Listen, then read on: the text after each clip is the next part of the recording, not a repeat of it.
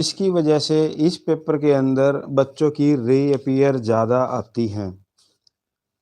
अगर हम इस पेपर को सही तरीके से करें तो इसके अंदर अच्छे मार्क्स भी आ सकते हैं।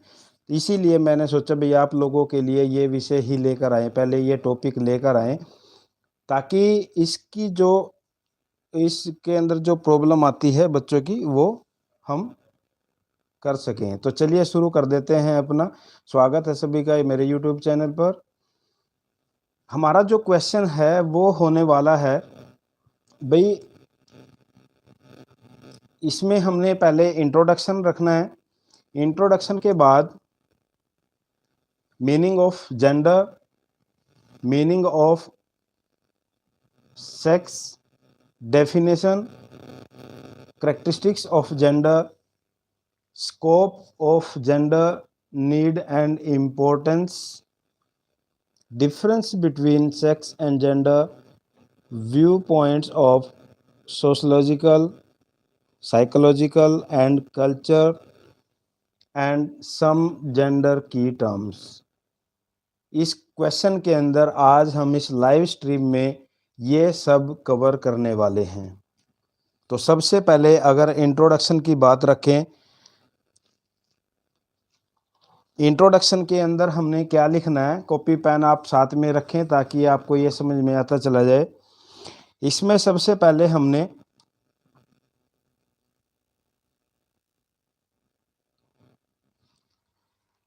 लैंगिक अध्ययन एक अंतः विषय शैक्षणिक क्षेत्र है जो लैंगिक पहचान और लैंगिक प्रतिनिधित्व का विश्लेषण करने के लिए समर्पित है। इसमें स्त्रियों तथा पुरुषों के अध्ययन के साथ साथ समलैंगिक क्वीर अध्ययन शामिल है। यह लिंग का अन्य वर्ग, जातीयता, कामुकता, राष्ट्र और धर्म के आधार पर अध्ययन करता है। यह विषय लिंग भेद और लैंगिकता का अध्ययन साहित्य, भाषा, भूगोल, इतिहास, राजनीति विज्ञान, समाजशास्त्र, गृह विज्ञान, मानव शास्त्र, सिनेमा, मीडिया, मानव विकास, कानून, चिकित्सा और शिक्षा के साथ करता है। 1990 के दशक के बाद यह विषय प्रमुखता की ओर बढ़ रहा है। तो इंट्रोडक्शन के अंदर हम इतना रख सकते हैं। उसके बाद हमने इसमें देखना है भी कंसेप्ट ऑफ जेंडर या मीनिंग ऑफ जेंडर। फिर हमने मीनिंग ऑफ जेंडर के बारे में देखना है और मीनिंग ऑफ जेंडर में हमने जेंडर शब्द की जो उत्पत्ति है वो जीनस शब्द से हुई है, यानी जो लैटिन वर्ड है जीनस, उससे जेंडर वर्ड निकल कर आया है, which means types of sort. Types और सॉर्ट मतलब जेंडर का जो वर्ड है जेंडर, ये लैटिन वर्ड से निकला है और ये इसका जो मीनिंग है वो आता है टाइप और सॉर्ट। जेंडर शब्द अंग्रेजी शब्द का हिंदी रूपांतरण है। लिंग भेद किसी भी समाज की सामाजिक तथा सांस्कृतिक भूमिका को व्यक्त करता है। लिंग भेद यानी जो जेंडर है हम इसको लिंग भेद भी बोलते हैं हिंदी में। तो लिंग भेद केवल जैविक अंतर द्वारा निर्धारित नहीं किए जाते, अपितु लोगों द्वारा वातावरण के माध्यम से विकसित किए जाते हैं, जिसमें पारिवारिक अंतःक्रिया, मीडिया, सहकर्मी और शिक्षा शामिल है। यानी यहाँ अगर हम इस वर्ड की बात करें तो जो ये वर्ड है जेंडर, ये जैविक नहीं होता, मतलब बायोलॉजिकल नहीं होता। ये जो है हमारा जो वातावरण होता है, एनवायरनमेंट होता है, हमारी जो एजुकेशन होती है, उसके अकॉर्डिंग इसके अंदर चेंजेस आ जाता है। तो जो समाजशास्त्री हैं वो भी इस दृष्टिकोण का समर्थन करते हैं और कई इसके विपरीत भी रहे हैं, जैसे जैक्स लेकन जैसे मनोविश्लेषणात्मक लेखक तथा जुडिथ जैसी नारीवादी लेखक शामिल हैं, जो इसके खिलाफ भी रहे हैं, मतलब इस विषय के विपरीत भी रहे हैं। तो यहाँ हमने जेंडर के बारे में इतना लिखना है। सबसे पहले हमने अपनी इंट्रोडक्शन, उसके बाद जेंडर, उसके बाद आ जाता है मीनिंग ऑफ सेक्स, लैंगिकता। हिंदी में सेक्स को बोलते हैं लैंगिकता। लैंगिकता सेक्स एक जैविकीय अवधारणा है। जैसे मैंने अभी आपको बताया था, जो जेंडर है, जेंडर हमारा क्या है भाई, वातावरण से, शिक्षा से उसके अंदर परिवर्तन आ जाता है, कल्चर टू कल्चर ये अलग अलग होता है। और जो सेक्स है ये जैविक होता है, जैविकीय अवधारणा। अन्य ओकले, एक ये हुए हैं अन्य ओकले ने अपनी पुस्तक, अपनी book sex, gender and society 1972 में सेक्स को परिभाषित करते हुए कहा कि सेक्स का तात्पर्य पुरुषों और स्त्रियों के जैविक विभाजन से है, यानी बायोलॉजिकल। यहाँ तक कि संसार में सभी जीवों के जैविकीय आधार पर दो वर्ग, नर और मादा में बांटा गया है। सेक्स के आधार पर कार्यों का विभाजन किया जाता है। जैसे रात्रि के समय जो स्त्री है उसको घर से बाहर नहीं निकलना, बाहर नहीं घूमना। सेना के जो काम होते हैं, मिलिट्री के जो काम होते हैं, उसके अंदर नारी का इन्होंने बोला हुआ है भाई नहीं होना, लेकिन आजकल मतलब भर्तियां हो रही हैं। उसके बाद क्योंकि नारी कमज़ोर होती है, भावुक होती है, नारी सत्ता ग्रहण नहीं कर सकती, मतलब ये ऐसा बोलते हैं। लेकिन अगर हम बात करें तो नारी ने तो बहुत सत्ता भी संभाली है और काम भी किए हैं। ये सब लैंगिक भेद को दर्शाते हैं, क्योंकि हमारा जो समाज है वो स्टार्टिंग से ही लिंग भेद का अंतर करता आया है। उसके बाद इसमें हम नेक्स्ट हमारा आ जाता है भाई, समाज में स्त्रियों के साथ होने वाले जो भेदभाव के पीछे पूरी सामाजिकरण की प्रक्रिया है, जिसके तहत बचपन से ही बालक बालिका का पालन पोषण अलग अलग ढंग से किया जाता है। जैसे अगर आप भी देखें भाई, जो लड़के हैं उनका जो पालन पोषण होता है और जो लड़कियां हैं उनका जो पालन पोषण होता है, उसके अंदर डिफरेंस होता है, मतलब वो अलग अलग होते हैं। उसके पीछे रीजन क्या है कि हमारा जो समाज है उसको हम पुरुष प्रधान समाज मानते हैं, और पुरुष प्रधान समाज के अंदर स्त्रियों को या बालिकाओं को दूसरी दृष्टि से देखा जाता है। तो इसीलिए उनका जो पालन पोषण होता है घर में, वो भी अलग अलग डिफरेंट होता है। तो ये आपने इंट्रोडक्शन, उसके बाद meaning of gender, meaning of sex, इसके बारे में लिखना है। उसके बाद हमारा नेक्स्ट आ जाता है डेफिनेशन। अब डेफिनेशन में क्या आएगा हमारा भाई, in the word of UNESCO, यानी जो हमारी ये फॉर्म होती है एक UNESCO, यूनेस्को, ये क्या बोलती है, gender refers to the roles and responsibilities of men and women that are created in our families, our societies and our cultures। यानी क्या कहते हैं कि gender refers to the roles and responsibilities of man and women that are created in our families, our societies and our cultures। तो हमने हमारा जो question होता है, इस क्वेश्चन के अंदर एक डेफिनेशन भी लिखनी होती है।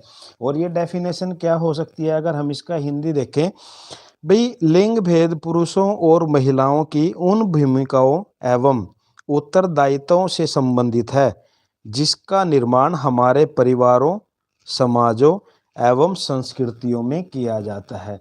जब आप अपने क्वेश्चन के अंदर एक डेफिनेशन भी लिखते हैं तो आपका जो क्वेश्चन है वो अच्छा क्वेश्चन बन जाता है, अच्छा आंसर उसका बन जाता है। तो उसके बाद डेफिनेशन के बाद अगर हम देखें characteristics of gender, sex and gender, तो इसकी जो विशेषताएं हैं, अब वो विशेषताएं क्या हैं एक बार हम ये देख लेते हैं। विशेषताओं में क्या है, जैसे फर्स्ट हमारा आ जाता है कंस्ट्रक्टेड, जो हमारी फर्स्ट कैरेक्टरिस्टिक है, सोशली कंस्ट्रक्टेड। लिंग भेद एक सामाजिक रचना या सामाजिक संरचना है। समाज संस्कृति उन लिंग भेदीय भूमिकाओं का निर्माण करते हैं जो किसी समाज में लिंग भेद को रूप और आकार प्रदान करता है। तो ये हमारी constructed, socially constructed. Second point आ जाता है डायनेमिक कंसेप्ट। और डायनेमिक कंसेप्ट क्या होता है? हिंदी के अंदर गत्यात्मक धारणा। ये हमारा क्या आ जाता है यहाँ पे? गत्यात्मक धारणा। सेकंड पॉइंट है डायनेमिक कंसेप्ट। और ये क्या होता है? लिंग भेद कोई स्थिर या कठोर धारणा नहीं है, यह गत्यात्मक धारणा है। यह धारणा शिक्षा के प्रभाव या अन्य संस्कृतियों के प्रावधान भी समयानुसार परिवर्तित होती है। ये कहते हैं भाई जो ये है ना डायनेमिक कंसेप्ट, ये संस्कृति के अकॉर्डिंग, ये वातावरण के अकॉर्डिंग, ये एजुकेशन के अकॉर्डिंग चेंज होती रहती है। नेक्स्ट आ जाता है a set of traits. A set of traits means गुणों का समूह। मनोवैज्ञानिक रूप से लिंग भेद को किसी विशेष जैविक पुरुष व स्त्री से संबंधित कुछ विशेष गुणों के समूह के रूप में स्वीकार किया है। तो यानी ये क्या आ जाता है यहाँ पे हमारा ए सेट ऑफ ट्रेट्स। नेक्स्ट आ जाता है point different from physical characteristics. Different from physical characteristics. लिंग भेद हमारे शारीरिक जो लक्षण होते हैं, जीन्स होते हैं, हार्मोन्स होते हैं, उनके साथ नहीं होता, बल्कि हमारी इस भावना से संबंधित होते हैं कि कोई भी व्यक्ति लड़का है या लड़की है या कुछ और है। लिंग भेद संबंधी पहचान का संबंध व्यक्ति के स्त्री या पुरुष होने से अधिक विविधता के प्रकार के साथ हो सकता है। नेक्स्ट हमारा पॉइंट आ जाता है लर्न्ड बिहेवियर। लर्न्ड बिहेवियर का मतलब होता है अधिगमित व्यवहार। अधिगमित व्यवहार क्या होता है? लिंग भेद एक अधिगमित व्यवहार या एक अर्जित पहचान है। समाजीकरण की प्रक्रिया किसी व्यक्ति को उसकी लिंग भेदीय भूमिका से अवगत कराती है। नेक्स्ट हमारा पॉइंट आता है फिर एक्सपेक्टेड बिहेवियर। एक्सपेक्टेड बिहेवियर क्या होता है? संभावित व्यवहार।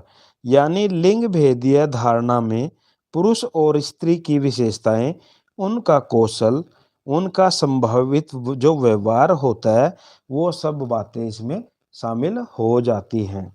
नेक्स्ट हमारा आ जाता है फिर an array of rights, roles, responsibilities and relationships. ये क्या कहते हैं? लिंग भेदीय व्यवस्था में कुछ वस्तुएं शामिल होती हैं। किसी व्यक्ति के अधिकार, उसे प्रदान की गई भूमिकाएं, उसके उत्तरदायित्व तथा स्थापित किए जाने वाले अंतः व्यक्तिगत संबंध। इस पॉइंट के अंदर हमारे ये सब आ जाते हैं। नेक्स्ट हमारा पॉइंट आता है a cross cutting socio cultural variable. एक cross cutting socio cultural variable. लिंग भेद की धारणा, अगर हिंदी में हम इसको बताएं, बहु अनुशासनात्मक समाज सांस्कृतिक परिवर्तन। सामाजिक सांस्कृतिक परिवर्तनों वाला एक बहु अनुशासनात्मक व्यवहार है।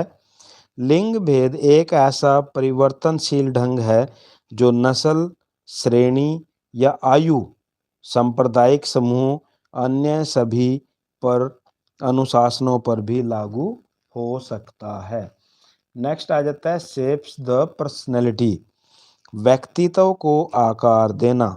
वास्तव में लिंग भेद किसी भी व्यक्ति के व्यक्तित्व तथा उसके व्यवहारिक गुणों को आकार प्रदान करता है। Next power relationship. Power relationship ये कहता है शक्ति संबंध। पावर रिलेशनशिप मीन्स शक्ति संबंध। और इसमें ये क्या कहता है? लिंग भेद शक्ति संबंधों को भी प्रभावित करता है। सामान्यतः लोग इस धारणा को मानते हैं कि परिवार तथा देश में निर्णायक शक्ति पुरुषों के हाथ में होनी चाहिए। मैंने अभी आपको थोड़ी देर पहले बताया था कि जो हमारा समाज है उसको हम मानते हैं पुरुष प्रधान समाज, और जो ये पावर रिलेशनशिप की बात आती है ये वहीं पर है भाई, जो शक्तियां हैं जो पावर है वो पुरुषों के हाथ में होनी चाहिए। नेक्स्ट हमारा आ जाता है जेंडर डायनेमिक। जेंडर डायनेमिक का मतलब होता है लिंग भेदीय गतिशीलता। लिंग भेदीय गतिशीलता में लड़के हों या लड़कियां हों, पुरुष या स्त्रियां के मध्य पारस्परिक संबंधों एवं अंतः क्रियाओं की सहभागिता होती है। नेक्स्ट हमारा पॉइंट आता है access to resources. 12th point हमारा आ जाता है एक्सेस टू रिसोर्सेज। और एक्सेस टू रिसोर्सेज के अंदर क्या आता है भाई, संसाधनों तक पहुंच। संसाधनों की उपलब्धता का निर्धारण किसी व्यक्ति के लिंग भेद द्वारा होता है। किसी भी समाज में नियम तथा शर्तों की व्यवस्था लिंग भेद की विचारधारा अनुसार होती है। नेक्स्ट हमारा पॉइंट फिर आ जाता है 13 पॉइंट। आप पॉइंट लिख सकते हो, manifestation of gender in different forms. Manifestation of gender in different forms. और ये क्या कहते हैं, लिंग भेद का प्रदर्शन इसकी भूमिका संबंध पहचान के रूप में लिंग भेद संबंधी हमारी जो निजी और सामाजिक धारणाएं होती हैं उनका निर्धारण करता है। नेक्स्ट हमारा पॉइंट आता है फिर 14 नंबर पे, change in gender roles. Change in gender roles, लिंग भेदीय भूमिकाओं की विविधता। लिंग भेदीय भूमिकाओं के निर्धारण में संस्कृति अहम भूमिका निभाती है। इसलिए विभिन्न संस्कृतियों में लिंग भेदीय भूमिकाओं में भी भिन्नता मिलती है। यानी जैसे हमारे घरेलू काम होते हैं उसमें हम मानते हैं भाई जो स्त्रियां हैं वो करेंगी, बाहरी काम है जो आदमी हैं मतलब पुरुष हैं वो करेंगे। तो ये निर्धारण करता है। और लास्ट हमारा जो पॉइंट आता है इसमें करेक्टरिस्टिक्स के अंदर, साइकोलॉजिकल मनोवैज्ञानिक।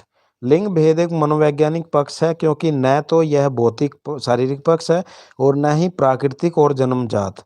इसे समाज संस्कृति परंपरा आदि से प्राप्त किया जाता है। तो ये हमारे 15 पॉइंट्स थे करेक्टरिस्टिक के। नेक्स्ट हमारा फिर इसमें आ जाता है स्कोप ऑफ जेंडर स्टडीज। अब स्कोप ऑफ जेंडर स्टडीज क्या होता है भाई, जब हम जेंडर पढ़ते हैं, जेंडर के बारे में पढ़ते हैं, तो जेंडर के बारे में पढ़ते हुए हमें पता चलता है भाई 3 चीज़ों की हमें इसके अंदर अध्ययन का क्षेत्र मिलता है। एक तो हमारा क्या होता है स्कोप ऑफ जेंडर स्टडीज के अंदर वुमेन स्टडीज, यानी जो महिलाएं हैं उनका अध्ययन, स्त्री अध्ययन हम इसको बोल सकते हैं। फर्स्ट पॉइंट को स्त्री अध्ययन। और इसमें क्या आता है, स्त्री अध्ययन लैंगिक अध्ययन के क्षेत्र में एक महत्वपूर्ण स्थान रखता है। पिछली कुछ शताब्दियों में स्त्रियां और जो नारीवाद की स्वतंत्रता में वृद्धि हुई है। आपने देखा होगा भाई कुछ समय तो भारत देश के अंदर ऐसा रहा भाई जो वुमेन थी उनको पर्दे के पीछे रखा जाता था, और कुछ समय फिर बाद ऐसी भी स्थिति आई, आज आप देख सकते हो जो वुमेन है वो हर एक क्षेत्र के अंदर पुरुषों के साथ में और पुरुषों से आगे भी बढ़ रही है। तो यानी ये क्या कहता है, वुमेन स्टडीज की बात करता है। उसके बाद नेक्स्ट आ जाता है हमारा मैन स्टडीज। और मैन स्टडीज में क्या होता है भाई, पुरुष अध्ययन।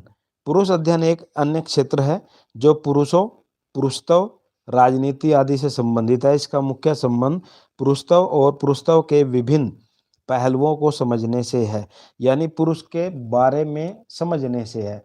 और थर्ड हमारा आ जाता है क्विर क्विर स्टडीज, यानी समलैंगिक। समलैंगिक अध्ययन वैकल्पिक अभिविन्यास और लिंग पहचान के विभिन्न पहलुओं का अध्ययन करने वाला शैक्षणिक अनुशासन है। तो यानी ये था हमारा स्कोप ऑफ जेंडर स्टडीज। 3 तरह से ये आता है भाई, एक तो वुमेन के बारे में पढ़ना, दूसरा मैन के बारे में, और तीसरा क्वीर। क्वीर का मतलब जो समलैंगिक। ठीक है। उसके बाद नेक्स्ट हमारा फिर आ जाता है नीड ऑफ जेंडर स्टडीज। भी जो ये लैंगिक भेद है, लिंग भेद है, ये क्यों आवश्यक है, मतलब क्यों ये जरूरी है, क्यों ये पढ़ाया जाता है, तो ये आ जाता है हमारा फर्स्ट पॉइंट हमारा है टू इन्वॉल्व स्टूडेंट्स इन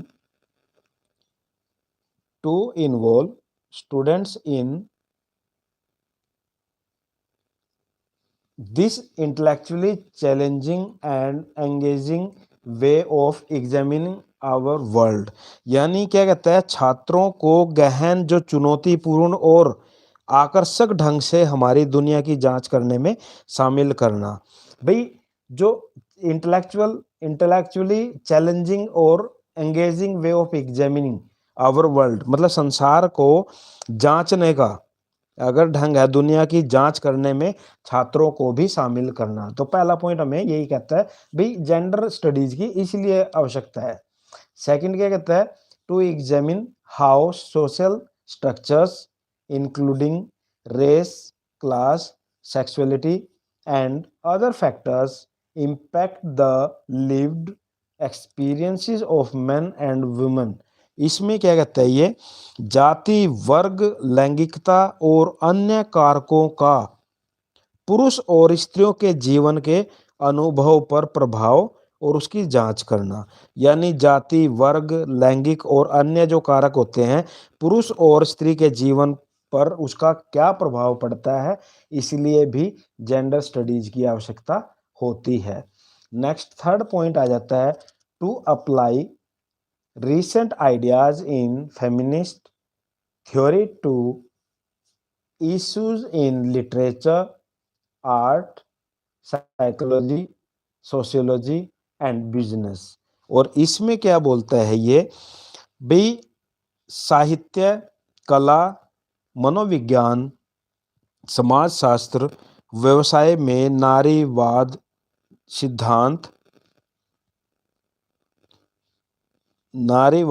सिद्धांत में वर्तमान विचारों को लागू करना।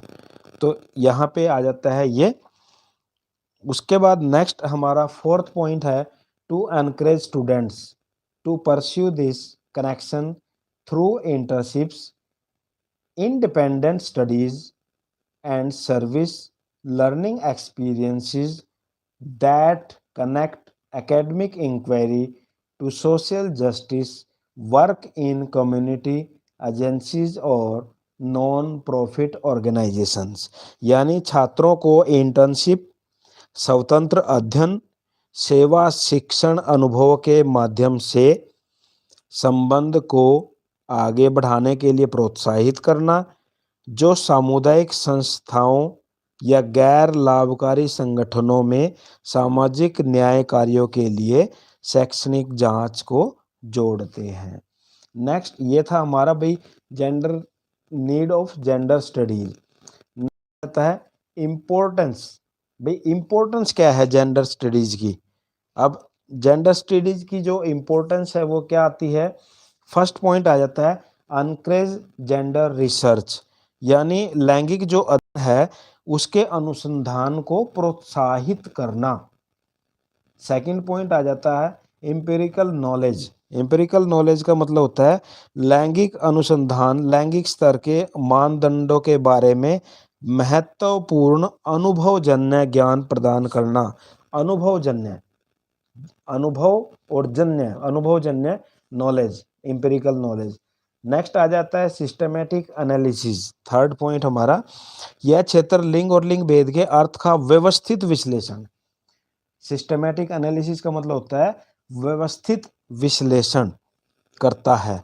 नेक्स्ट है हमारा पॉइंट ब्रॉडन आवर अंडरस्टैंडिंग। जो हमारी समझ है उस समझ को बढ़ाना का काम करता है।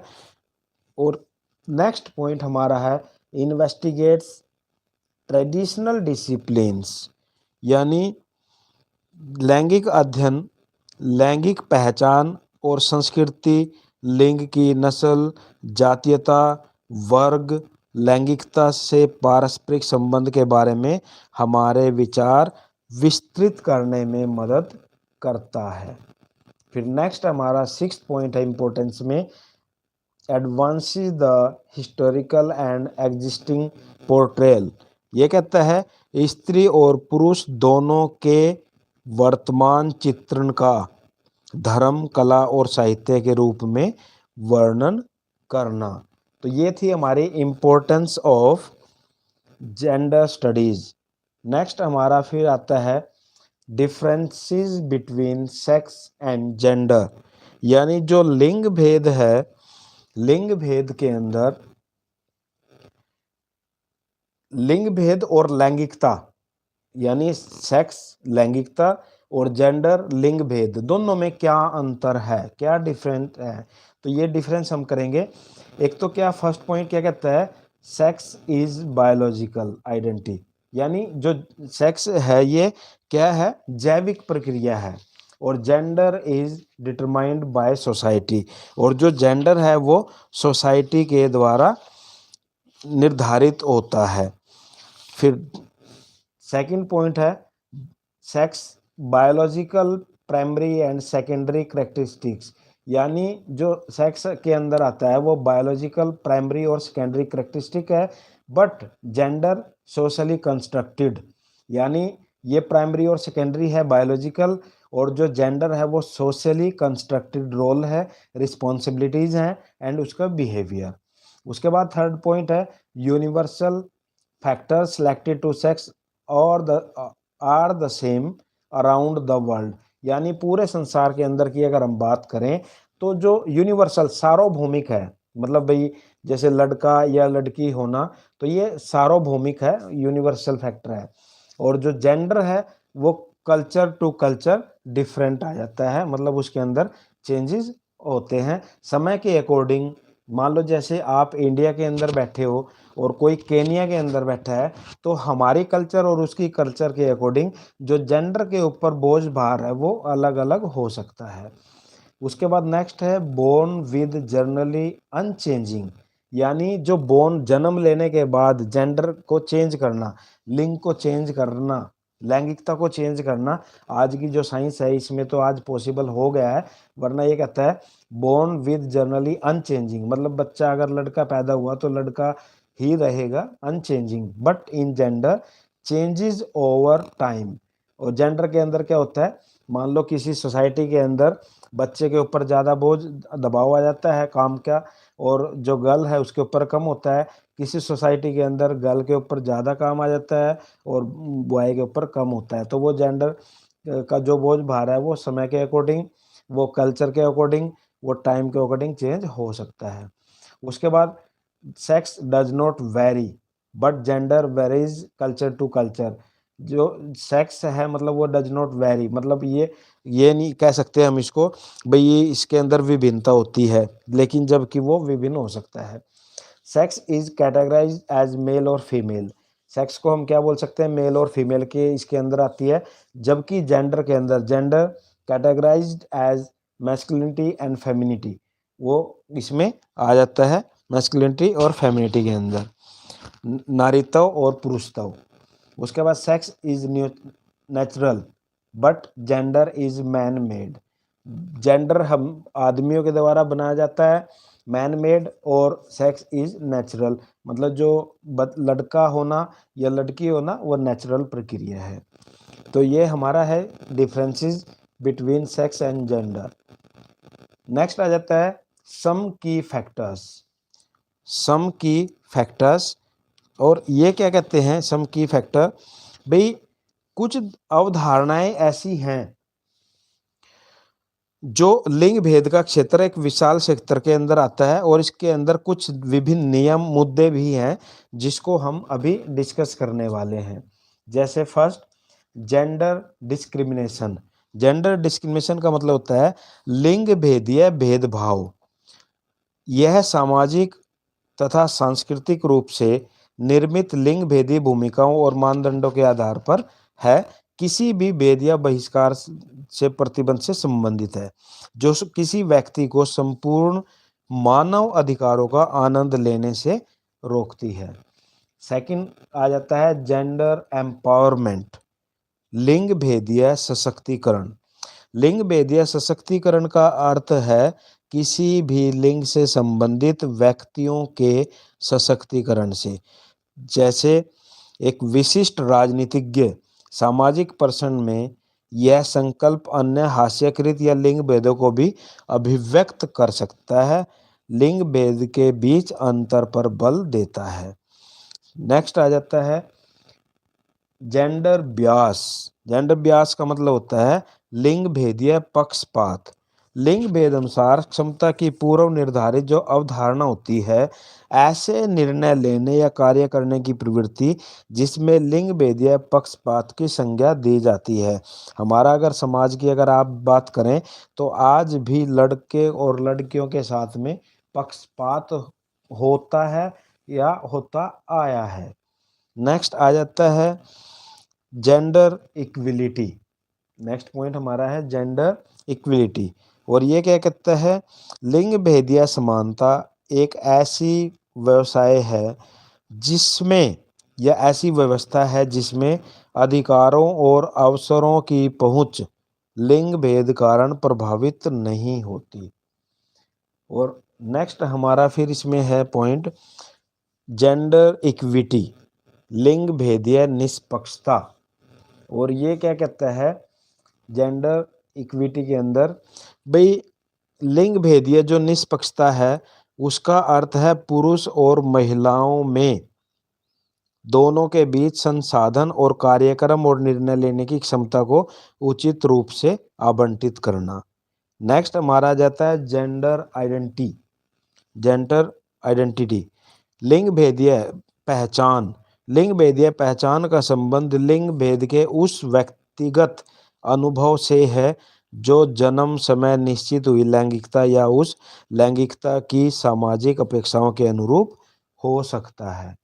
फिर हमारा नेक्स्ट पॉइंट आता है जेंडर रोल्स। नेक्स्ट पॉइंट आता है जेंडर रोल्स, लिंग भेदीय भूमिकाएं। लिंग भेदीय भूमिकाएं वह सामाजिक और व्यवहारिक मानदंड है जो विशिष्ट संस्कृति में व्यापक रूप से विशिष्ट लैंगिकता के व्यक्तियों के लिए सामाजिक रूप से उपयुक्त माने जाते हैं। नेक्स्ट हमारा जाता है gender main streaming. Gender main streaming का अर्थ होता है लिंग भेदीय मुख्य धारा। लिंग भेदीय मुख्य धारा की प्रक्रिया उन विधानों को रूपरेखा प्रदान करने, लागू करने और निरीक्षण करने के लिए लिंग भेदीय समानता के परिप्रेक्ष्य को व्यवस्थित ढंग से एकीकृत करने की प्रक्रिया है। नेक्स्ट हमारा आ जाता है जेंडर गैप, लिंग भेदीय अंतर। पुरुषों और महिलाओं, लड़के और लड़कियों के मध्य अनुपातहीन अंतर। भाई लिंग भेदीय जो गैप है मतलब वो ना हो। नेक्स्ट आ जाता है जेंडर सोशियोलॉजिकल, लिंग भेदीय समाजीकरण। और लिंग भेदीय समाजीकरण क्या होता है, लिंग भेदीय समाजीकरण वह प्रक्रिया है जहां महिलाएं और पुरुष अपनी अपनी लैंगिकता पर आधारित वे सामाजिक भूमिकाएं सीखते हैं जो विभिन्न व्यवहारों का नेतृत्व करते हैं। नेक्स्ट आ जाता है जेंडर स्टीरियोटाइपिंग। और जेंडर स्टीरियोटाइपिंग का मतलब होता है लिंग भेदीय रूढ़िवादिता। स्टीरियोटाइप होता है रूढ़िवादिता। आपने देखा होगा हमारे समाज के अंदर आज भी बहुत सारी रूढ़िवादिता चलती रहती हैं। तो ये की फैक्टर उसके बारे में बता रहा है। नेक्स्ट आ जाता है मैस्कुलिनिटी एंड फेमिनिटी, नारीत्व और पुरुषत्व। पुरुषत्व यानी लड़कपन या लड़का लड़कों और पुरुषों से संबंधित है, और नारीत्व क्या है, नारियों से संबंधित है। और नेक्स्ट आता है लास्ट पॉइंट हमारा पैट्रियार्की यानी पितृसत्ता। ये पितृसत्ता एक ऐसी सामाजिक व्यवस्था है जिसमें पुरुषों को सांस्कृतिक मानदंडों और रीति रिवाजों के माध्यम से वह शक्ति प्राप्त होती है जो पुरुषों का पक्ष रखने के लिए होती है, महिलाओं के अवसरों पर प्रतिबंध लगाता है। पैट्रियार्की में पितृसत्ता के अंदर पुरुषों को महत्व दिया जाता है और जो महिलाएं होती है उनको महत्व नहीं दिया जाता है। तो ये हमारे थे सम की फैक्टर्स। नेक्स्ट ये हमारा आज का ये विषय था भाई concept of gender, concept of sex और उसकी कैरेक्टरिस्टिक्स आज हमने इसमें की है, उसमें स्कोप किया है। उसके बाद हमने difference between sex and gender किया है। तो ये कुछ हमारा एक इम्पोर्टेंट क्वेश्चन बनता है और 16 मार्क्स का क्वेश्चन आपका ये बन जाता है। तो आज का हमारा ये विषय इतना ही था। आगे नेक्स्ट आपको टाइम दे दिया जाएगा जब भी नेक्स्ट वीडियो के लिए। Thank you.